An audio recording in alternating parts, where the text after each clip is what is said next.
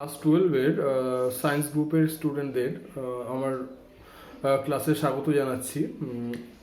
আমরা এর আগের ক্লাসগুলোতে সেমিকন্ডাক্টর ডিভাইস নিয়ে একটু আলোচনা করছিলাম। আমাদের সেমিকন্ডাক্টর ডিভাইসের ওপর লাস্ট পার্টে আজকে একটু আলোচনা করব। যে যে বিষয়গুলো নিয়ে আজকে আমি আলোচনা করতে চলেছি সেগুলো একটু বলে দিই। আমরা আগের দিন একটা ট্রানজিস্টারের কমন এমিটার সার্কিট ডায়াগ্রামটা কি সেটা এঁকেছিলাম, সেটা আরেকবার একটু আমরা আজকে দেখে নেব। তারপর আমরা একটা কমন এমিটার সার্কিট ডায়াগ্রামে যখন থাকে একটা ট্রানজিস্টার, তার জন্য যে বৈশিষ্ট্য লেখ অর্থাৎ ক্যারেক্টারিস্টিক্স কার্ভ যেগুলো সেগুলো একটু আঁকবো, এবং সেইখান থেকে আমরা এমিটার তোমার ট্রানজিস্টারকে কী করে সুইচ হিসেবে এবং অ্যাম্প্লিফায়ার অর্থাৎ বিবর্ধক হিসেবে ব্যবহার করা যায় সেইগুলো একটু জানবো।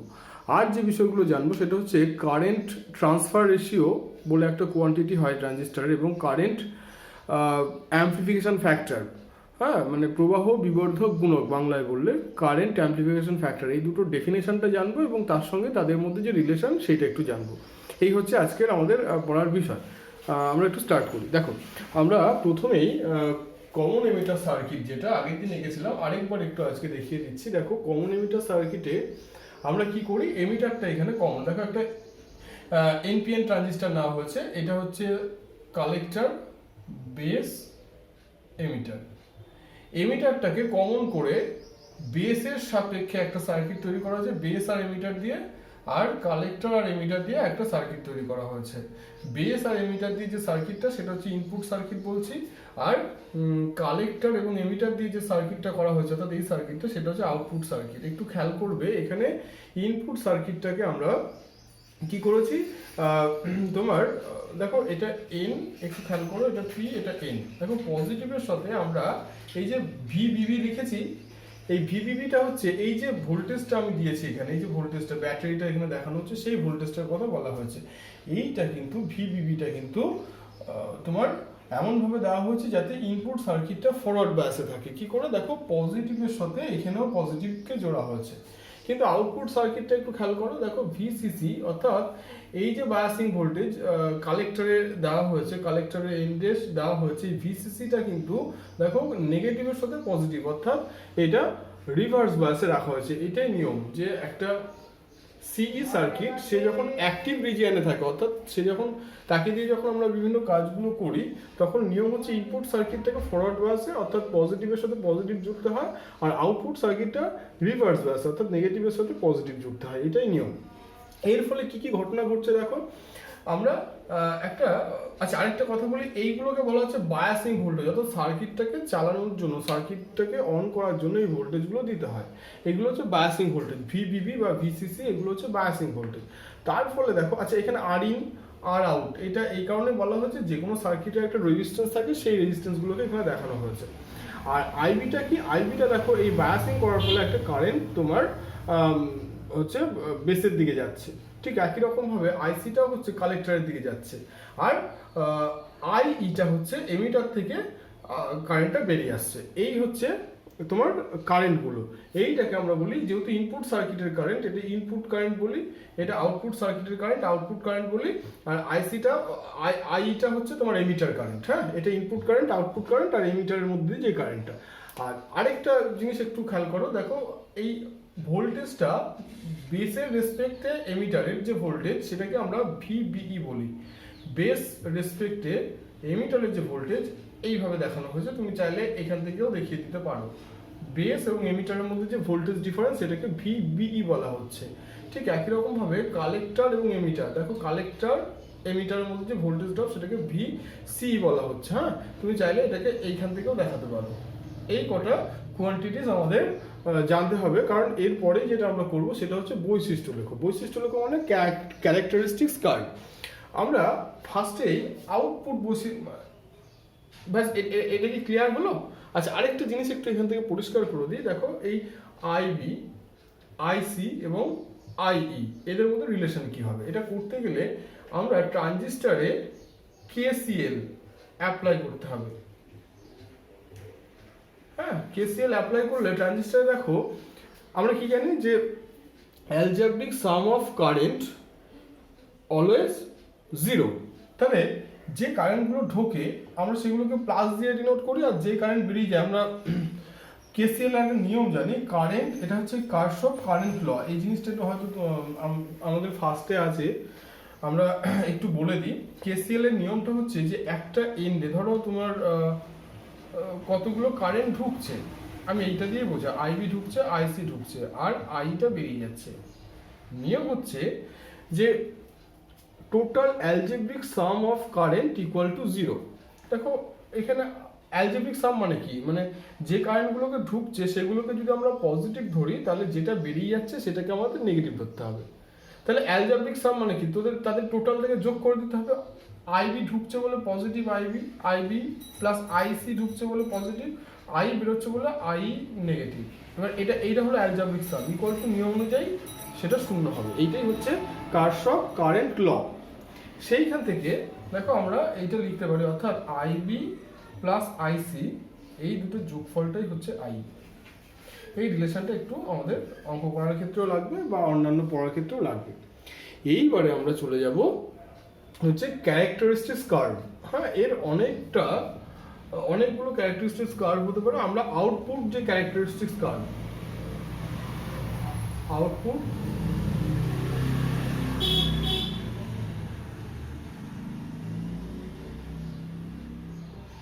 অর্থাৎ আউটপুট সার্কিটে যে কারেন্ট পাচ্ছি এবং আউটপুট সার্কিটে যে ভোল্টেজ ড্রপ, আমরা জানি ক্যারেক্টারিস্টিক্স কার্ভ মানে হচ্ছে, মানে বৈশিষ্ট্য লেখ মানেই হচ্ছে ভি ভার্সেস আই।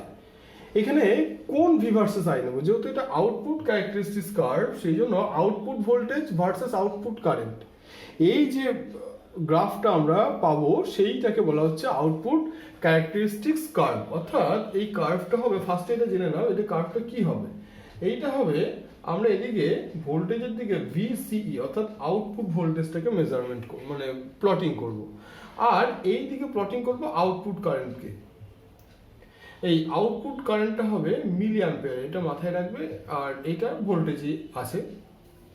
এখন এই যে ভিসিইর সঙ্গে আইসিটা কেমনভাবে পরিবর্তন হবে সেইটা কিন্তু ডিপেন্ড করবে তুমি ইনপুটে কত কারেন্ট দিয়েছো, মানে কত বায়াসিং করেছো, তার ফলে ইনপুটের কারেন্টটা কি সেই অনুযায়ী কিন্তু, অর্থাৎ ইনপুটের কারেন্ট পাল্টে গেলে এদের কার্ভটাও কিন্তু পাল্টে যাবে। হ্যাঁ, মানে খুব স্বাভাবিকভাবে আইবি যত বড় হবে আইসিটাও তত বড় হবে, এটা খুব স্বাভাবিক। আইবি যেহেতু ইনপুট কারেন্ট বেশি হলে আউটপুট কারেন্টটাও বেশি হবে। অর্থাৎ এখানে আইবিটাকে প্যারামিটার হিসেবে ধরা হবে, আইবিটাকে প্যারামিটার, মানে আইবির ওপর ভিত্তি করে তোমাকে গ্রাফটা টানতে হবে। তুমি আইবির বিভিন্ন মান নিতে পারো, আইবির বিভিন্ন মানের জন্য আইসি কি বেরোচ্ছে সেইটা তোমাকে এখানে প্লটিং করে দিতে হবে, এবং তার সঙ্গে অবশ্যই ভিসিই কিভাবে চেঞ্জ হচ্ছে সেটাও দেখতে হবে। আমরা ফার্স্টেই যখন আইবিটাকে 0 নেব, ফার্স্টে আইবি ইকুয়াল টু 0 নাও, নিয়ে যে গ্রাফটা তুমি পাবে দেখা যায় গ্রাফটা এরকম হয়, মানে এইটা হচ্ছে আইবি ইকুয়াল টু 0। অর্থাৎ এখানে দেখো আইসির ভ্যালুটা খুবই কম, মানে একদম নেগলিজেবল, অর্থাৎ আউটপুটে কোনো কারেন্ট পাওয়াই যায় না বলা চলে যখন আইবিটা 0। এইবার তুমি আইবিটার ভ্যালুটা একটু একটু করে বাড়াও, তার ফলে তুমি যে গ্রাফটা পাবে সেই গ্রাফটা আঁকার জন্য আমি তোমাদের একটা জিনিস একটু বলে দিই। তোমরা একটা স্কেল ধরে, এখান থেকে একটা স্কেল ধরে এটা ডটেড লাইন টেনে নেবে, কারণ গ্রাফটা করতে তোমাদের সুবিধা হবে। এটা করলে একটা ডটেড লাইন টেনে নেবে, কি হচ্ছে আমি সেটা দেখাচ্ছি। আইবি ভ্যালুটা পরবর্তী যে আইবি আস্তে আস্তে এবার বাড়াতে হবে, এবং সেটা মাইক্রো অ্যাম্পিয়ারে বাড়বে। আমি 50 মাইক্রো অ্যাম্পিয়ার নিলাম, তার ফলে আইসির ভ্যালুটা বাড়ছে, এবং কার্ভটা কি হচ্ছে দেখো, ভিসিই তুমি যত বাড়াচ্ছ এদিকে আইসি ততটা বাড়ছে, বাড়তে বাড়তে একটা সময় পর গিয়ে দেখা যাবে যে সেটা স্যাচুরেট করে গেছে। মানে স্যাচুরেট করে যাওয়া মানেটা কি, মানে হচ্ছে, আচ্ছা এটা এখানে প্যারামিটারটা কত দেওয়া হচ্ছে 50 মাইক্রোঅ্যাম্পিয়ার, বুঝিয়ে দিচ্ছি কি হলো, কার্ভটার নেচারটা কি হলো। মানে প্রথমে ভিসিই বাড়ছে, তার এগেনস্টে আইসিও বাড়ছে, বাড়তে বাড়তে যখন এই জায়গাটায় পৌঁছলো তখন খেয়াল করে দেখো এই জায়গাটায় পৌঁছানোর পর তুমি ভিসিটাকে অনেক বড় করে দিয়েছো, মানে ভিসির পরিবর্তনটা অনেক বেশি হয়েছে, কিন্তু দেখো আয়ের পরিবর্তনটা হয়নি বললেই চলে। দেখো এইখান থেকে এইটুকুর মধ্যে মাত্র এই সামান্য ডিফারেন্স হচ্ছে, অর্থাৎ কারেন্টের মানটা, প্রবাহ মাত্রার মানটা, আইসিইর মানটা একটা সর্বোচ্চ মানে পৌঁছে গেছে। সেই জন্য আমরা বলতে পারি যে ভিসিই বৃদ্ধি করার সত্ত্বেও আইসি এর মান বাড়ছে না, অর্থাৎ কারেন্টটা স্যাচুরেট করে গেছে, সম্পৃক্ত হয়ে গেছে।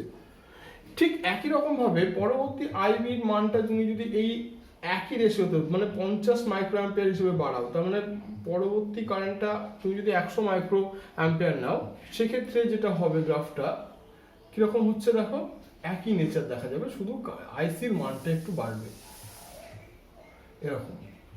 IB equal to 100 micro ampere. একই রকমভাবে তুমি আরও যদি আইবিটাকে বৃদ্ধি করো, আইবিটাকে যদি আরও ইনক্রিজ করো, হ্যাঁ ধরো আইবিটা সেক্ষেত্রে 150 মাইক্রো অ্যাম্পিয়ার, তাহলে গ্রাফটা এরকম। অর্থাৎ একটা জিনিস বোঝা যাচ্ছে যে কারেন্টটা ইনিশিয়ালি ভিসিই ইনক্রিজ করার সঙ্গে সঙ্গে আইসিটাও ইনক্রিজ করছে, করতে করতে একটা জায়গায় এসে, অর্থাৎ এই জায়গাগুলোতে এসে কি হচ্ছে, আইসিটা স্যাচুরেট করে যাচ্ছে, অর্থাৎ আইসির ভ্যালুটা আর ভিসিই ইনক্রিজ করার সাথে সাথে আইসিটা আর ইনক্রিজ করছে না, কনস্ট্যান্ট হয়ে যাচ্ছে। এইটা হচ্ছে আউটপুট ক্যারেক্টারিস্টিক্স কার্ভ। এই কার্ভের একটা মানে ভীষণ গুরুত্ব রয়েছে। এই কার্ভ দিয়ে আমরা একটা ট্রানজিস্টারকে কি করে সুইচ হিসেবে ইউজ করা যায় সেটা যেমন এক্সপ্লেন করতে পারি, ঠিক একই রকমভাবে এই কার্ভ দিয়েই আমরা একটা ট্রানজিস্টারকে কি করে আমরা অ্যাম্পলিফায়ার হিসেবে ইউজ করি সেটাও ব্যবহার করতে পারি, মানে সেটাও আমরা এখান থেকে জানতে পারি। দেখো কার্ভের 3টে রিজিয়ন আছে, একটু খেয়াল করে দেখো 3টে রিজিয়ন কি কি আছে। আমি 3টে রিজিয়নকে যদি ডিনোট করি, এই একটা রিজিয়ন যেখানে আইবির ভ্যালু 0 থেকেও কম মানে কি নেগেটিভ, এই রিজিয়নের একটা নাম আছে।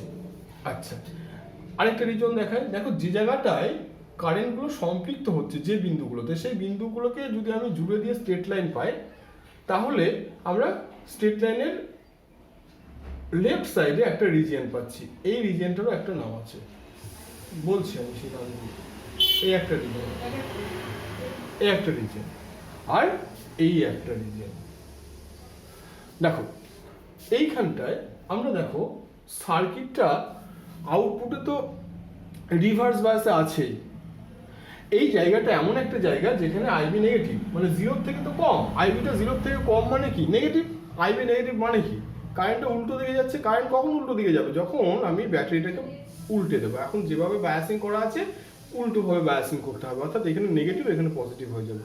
তার মানে এই জায়গাটা এমন একটা জায়গা যেখানে ইনপুট সার্কিট কি আছে, রিভার্স বায়াসে।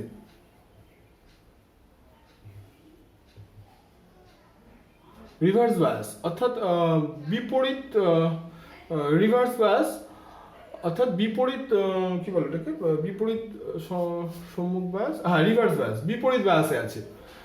আর অটোমেটিক্যালি আউটপুট সার্কিট তো রিভার্স বায়াসে থাকে, এটা তো অটোমেটিক চয়েস, আউটপুট সার্কিট তো রিভার্স বায়াসে আছে। এই জায়গাটা অর্থাৎ আমরা এই যে রিজিয়নটাকে ডিনোট করেছি, এই রিজিয়নটা এমন একটা রিজিয়ন যেখানে ইনপুট এবং আউটপুট দুটোই একসঙ্গে রিভার্স। এইটাকে বলা হয় কাট অফ রিজিয়ন, এটাকে বলা হয়, মনে রাখবে, কাট অফ রিজিয়ন। এখানে ট্রানজিস্টর কোনো সেই অর্থে কাজ করে না।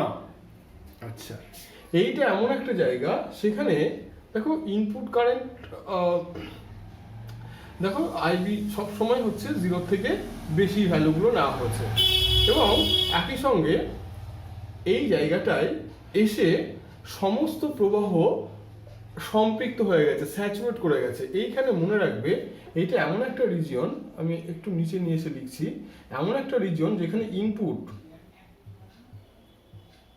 অ্যান্ড আউটপুট সার্কিট এরা প্রত্যেকেই both are in forward bias, দুটোই ফরওয়ার্ড বায়াসে আছে। এই রিজিয়নটার নাম হচ্ছে, এটা যেমন কাট অফ রিজিয়ন, এই রিজিয়নটার নাম হচ্ছে অ্যাক্টিভ রিজিয়ন, সক্রিয় অঞ্চল। Sorry saturation region, sorry sorry sorry এটা এটা হচ্ছে স্যাচুরেট করে যাচ্ছে, স্যাচুরেশন রিজিয়ন বা সম্পৃক্ত অঞ্চল। অর্থাৎ আমি তাহলে দুটো জিনিস এখান থেকে পেয়ে গেলাম, কাট অফ রিজিয়নে ইনপুট আউটপুট দুটোই রিভার্স বায়াসে থাকছে, আর স্যাচুরেশন রিজিয়নে ইনপুট আউটপুট দুটোই ফরওয়ার্ড বায়াসে থাকছে। আর এই যে জায়গাটা যেখানে আমরা ট্রানজিস্টরকে ওয়ার্ক করি, যেটা ফার্স্টেই বলা হয়েছিল, যেটাকে আমরা বলি অ্যাক্টিভ রিজিয়ন, এটাকে আমরা বলে থাকি অ্যাক্টিভ রিজিয়ন। এক্ষেত্রে আমি বলে দিচ্ছি, এই ক্ষেত্রে যে নিয়মটা আমরা ফার্স্টেই বলে শুরু করেছিলাম, ইনপুট সার্কিটটা হচ্ছে ফরওয়ার্ড বায়াসে, আউটপুট সার্কিটটা হচ্ছে রিভার্স বায়াসে থাকে। এই হচ্ছে তোমার আউটপুট ক্যারেক্টারিস্টিক্স কার্ভ। ঠিক আছে, আচ্ছা এইখান থেকে আমি একই সঙ্গে আরেকটা জিনিস একটু এক্সপ্লেন করে দিই। আমরা একটা কথা বলেছিলাম যে আমরা ট্রানজিস্টরকে কিভাবে সুইচ হিসেবে ইউজ করতে পারি। ট্রানজিস্টর অ্যাজ এ সুইচ আমি গ্রাফ দিয়ে এক্সপ্লেন করবো। Transistor as a switch, transistor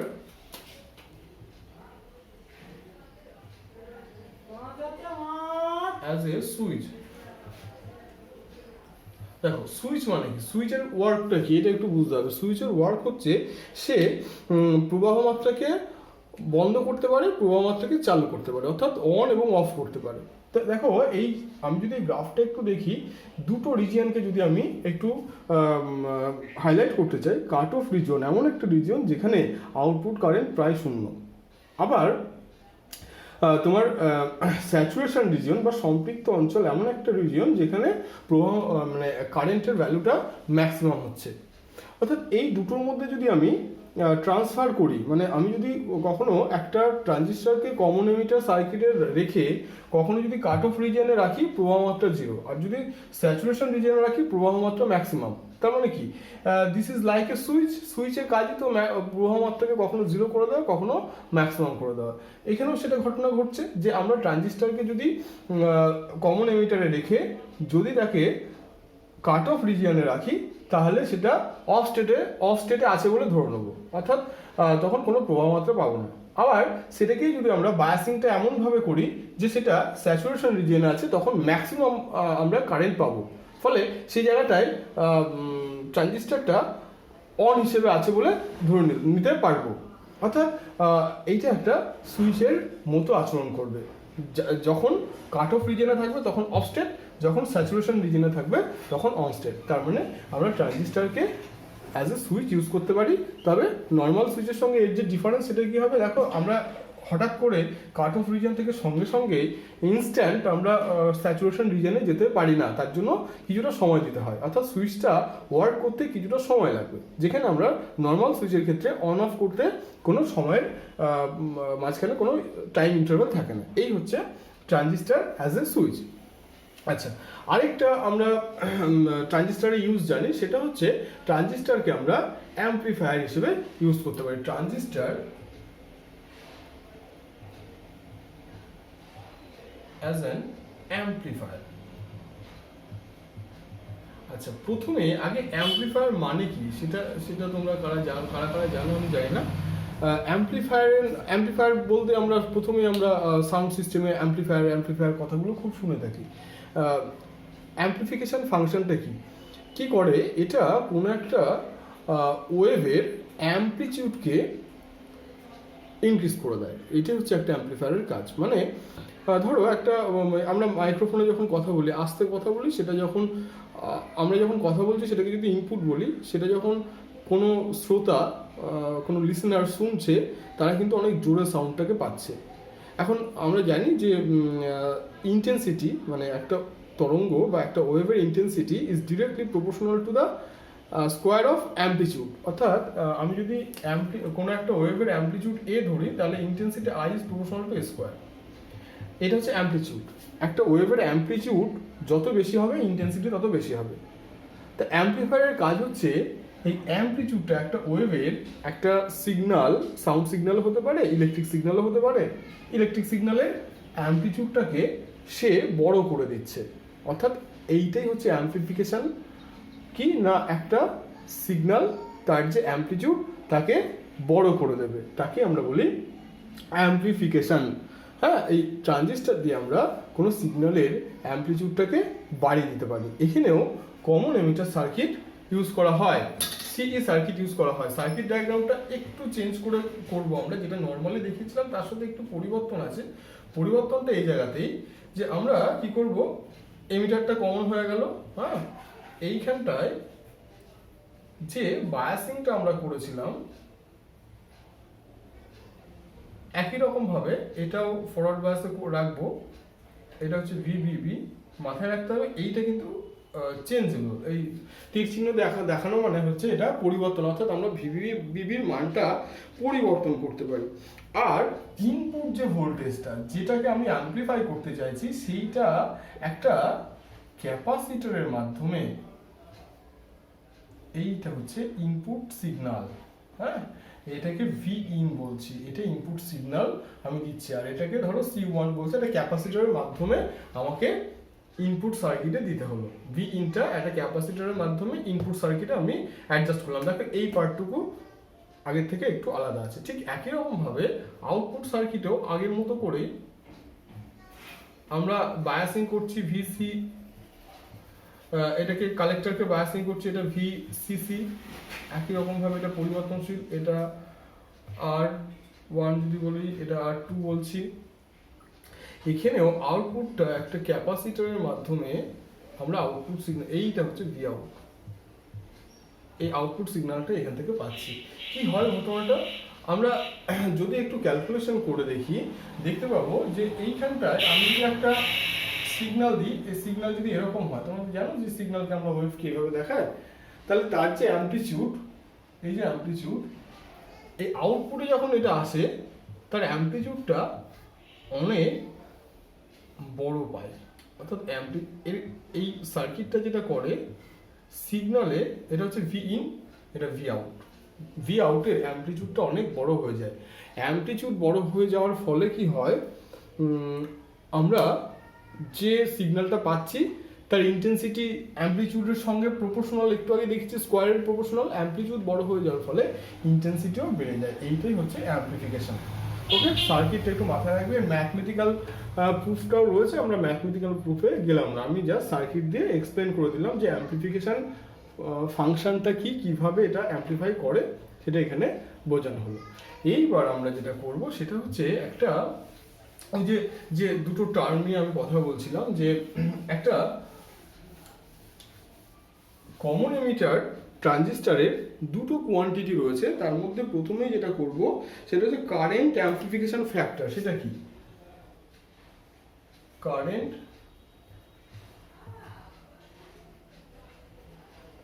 amplification factor, বা এর বাংলা টার্মটা হচ্ছে প্রবাহ বিবর্ধন গুণক।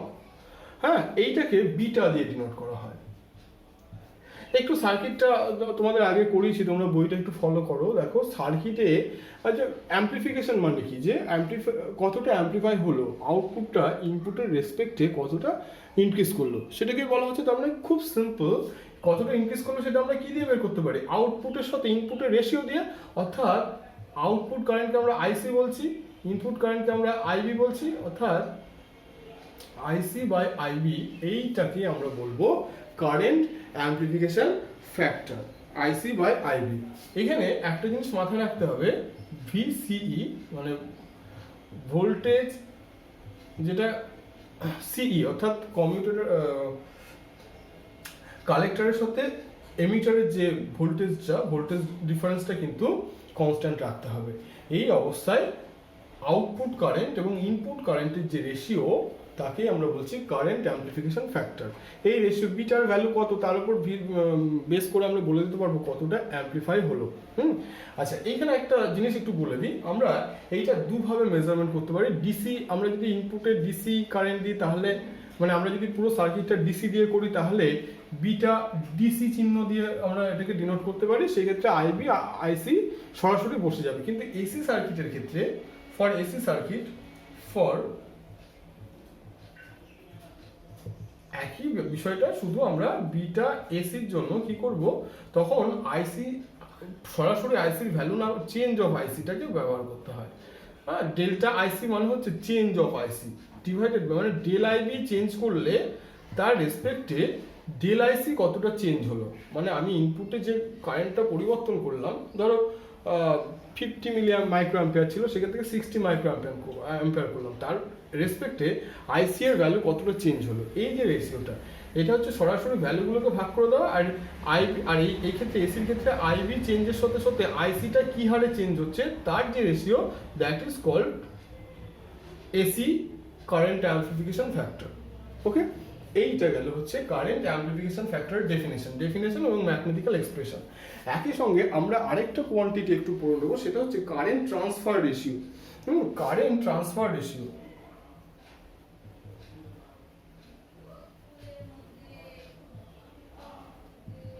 যেটাকে আলফা দিয়ে ডিনোট করা হয়। একই রকম ভাবে আলফা এসি আলফা ডিসি দুটোই আমরা করতে পারি। এইটা হচ্ছে ratio of alpha equal to ratio of IC by IE, output কারেন্টের সাথে এমিটার কারেন্টের যে ratio, that is called current transfer ratio. হ্যাঁ, এবার ডিসির ক্ষেত্রেও সেই একই কথা, ডিসি আর এসির ক্ষেত্রে কিভাবে আমরা যদি এটা ডিসি বলে দিই, আচ্ছা এইখানে মাথায় রাখতে হবে বিইটা, অর্থাৎ তোমার হচ্ছে যেটা ভি, এখানে ভি সিবিটা হচ্ছে ভি তোমার কনস্ট্যান্ট থাকবে, ভি সিবি এইটা হচ্ছে কনস্ট্যান্ট। হ্যাঁ, ডিসির ক্ষেত্রে আর এসির ক্ষেত্রে যদি করো চেঞ্জ দিয়ে করতে হবে। এই হচ্ছে তোমার current transfer ratio, current amplification factor, এই দুটো ডেফিনেশন আমরা করলাম। লাস্ট এদের মধ্যে যে রিলেশন বিটুইন আলফা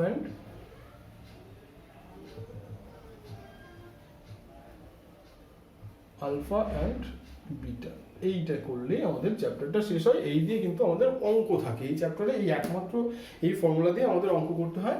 আমাদের এটা একটু ভালো করে রিলেশনটা বের করে নিতে হবে। দেখো, এই রিলেশনটা স্টার্ট করতে গেলে আমরা যে ফর্মুলাটা পেয়েছিলাম সেইটা দিয়ে করবো। আমরা কি পেয়েছিলাম, যে তিন রকম কারেন্ট হয়, আই ইকুয়াল টু হচ্ছে আইবি প্লাস আইসি। এখন আমি যদি বিটা বের করতে চাই, তাহলে আইসির ভ্যালুটা কত দেখে নিই। আইসি ইকুয়াল টু দাঁড়াচ্ছে আইই মাইনাস আইবি। আইসিকে যদি আইবি দিয়ে ভাগ করে দিই, দেখো তাহলে কিন্তু তোমার ডেফিনেশনটা বেরিয়ে আসবে, আইসি বাই আইবি। হ্যাঁ, ইকুয়াল টু কি দাঁড়াচ্ছে, I by IB minus IB by IB. তাহলে আইসি বাই আইবি, আমি আর এসি ডিসি আলাদা করে করলাম না, আইসি বাই আইবি এটা হচ্ছে বিটা, ইকুয়াল টু হচ্ছে আইই বাই আইবি থাকলো মাইনাস এটা হচ্ছে 1। আচ্ছা, এবার আই এবং আইবির মধ্যে যে সম্পর্ক,